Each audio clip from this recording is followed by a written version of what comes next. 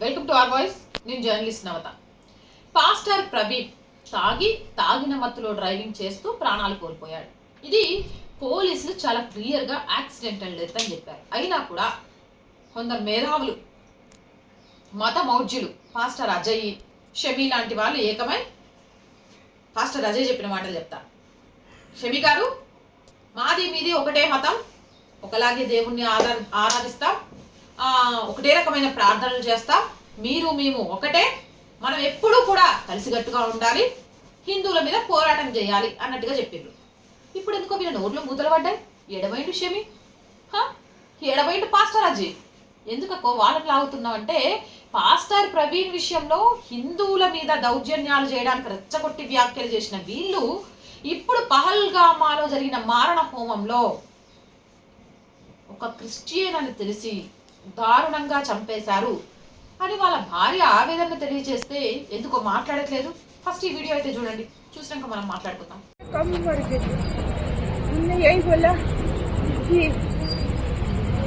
मेरे मिस्टर के पास बंदूक लगा के बोले कलमा पढ़ो. मेरे मिस्टर ने बोला मैं तो क्रिश्चियन हूँ, मैं ईसाई हूँ, मेरे को कमला कलमा जो भी है वो नहीं पढ़ना आता. और बस इतना बोला मेरे पति ने, उनको ऐसे धक्का दिया और बंदूक मार दी बिल्कुल सीने पे. मेरे पति ने वही చూసారు కదా.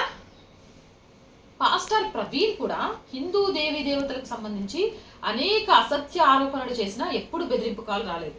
కానీ ఇస్లాంకి సంబంధించి తాను మాట్లాడిన ఒక వ్యాఖ్యకు గాను ఉగ్రవాదుల నుంచి, మతోన్మాదుల నుంచి తనకు బెదిరింపు కాల్స్ వస్తున్నాయని, తన ప్రాణాలకు ప్రమాదం ఉందని, క్షమించండి అని చెప్పే దశకు కూడా వెళ్ళిపోయినా కూడా చివరికి మేము ముస్లింలం, క్రిస్టియన్లం భాయి అనుకుంటూ ధర్మం మీద, హిందువుల మీద దాడి చేయడానికి సిద్ధమైపోయారు పాస్టర్ అజయ్తో పాటు షమీ లాంటి వాళ్ళు చాలా మంది.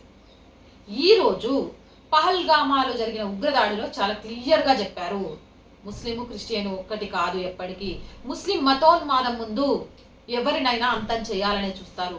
తన కళ్ళ ముందే తన భర్తను ఎలా చంపారు అనేది ఒక క్రిస్టియన్ సోదరి ఏడుస్తూ చెప్తుంది.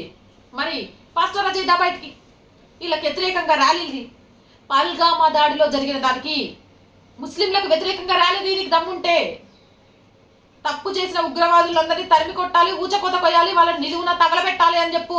ఎందుకు మాట్లాడట్లే? నోరు మూతపడిందా? వాళ్ళ గురించి మాట్లాడితే నీకు కూడా సోషల్ మీడియాలో బెదిరింపులు వస్తాయని భయపడుతున్నారా? లేకపోతే హిందువులు అమాయకులు కాబట్టి వాళ్ళ మీద ఏం మాట్లాడినా ఏం కాదు, హిందువుల మీద ఏం దోచినా ఏం కాదు అని ఇష్టం వచ్చినట్టుగా ఎడారి మతాలు కలిసిపోవచ్చు అనుకున్నాయా?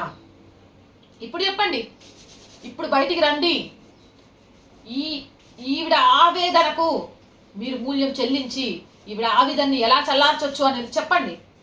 నిజాలను దమ్ముంటే, మీరు నిజంగా పాస్టర్లు అయితే నిజాలను మాట్లాడతాం, దేవుడి వ్యాఖ్యలు చెప్తామంటే ఇప్పుడు నిజానికి మద్దతుగా నిలబడండి, వాస్తవాలను మాట్లాడండి. ఇప్పుడు దమ్ము, ధైర్యం, మతము లేకపోతే బాధ గుర్తురాదు.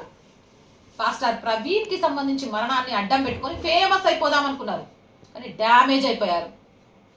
మేము మాట్లాడిన మాటలకు మీడియాలో హీరోలుగా మారిపోతాం అనుకున్నారు. సోషల్ మీడియా వచ్చినాక తప్పు చేసేటోడు హీరో కాదు, జీరో అయిపోతాడు. ఆ విధంగా ప్రతి నిజాన్ని బయట పెడతారని గ్రహించలేకపోయారు. నిజంగా వీళ్ళలో చిత్తశుద్ధి ఉంటే ఇప్పుడు ఈ క్రిస్టియన్ మహిళ ఆవేదనకు వీళ్ళు సమాధానం చెప్పాలి. ఆవిడకు మద్దతుగా ఇస్లామిక్ ఉగ్రవాదం మీద పోరాటం చేయాలి. ఆ దమ్ము వీళ్ళకుందా? మీ అభిప్రాయం ఏంటి? కామెంట్ సెక్షన్లో పెట్టేయండి.